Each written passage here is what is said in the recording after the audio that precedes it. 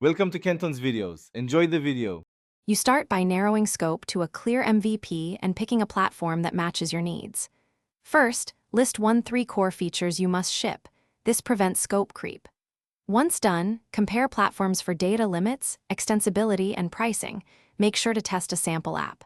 Then, model your data and draw user flows and at least 3 screens to guide development. This combination accelerates build time and reduces rework. Now you're ready to assemble the first screen and connect basic data. You now construct the app, assemble UI components and bind them to your data model so each field updates in real time. As you build, implement workflows for create, read, update, and delete actions. This is where the app becomes interactive. Once the basics work, introduce conditional visibility and simple logic to guide users.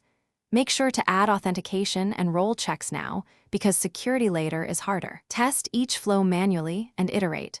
Short cycles catch broken logic early and you finish by deploying the app and validating live behavior.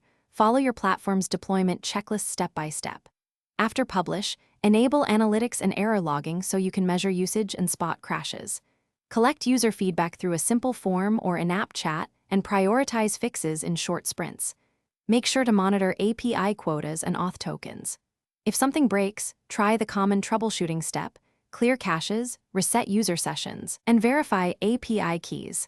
That resolves most launch issues quickly. Thanks for watching. Consider subscribing if we helped you.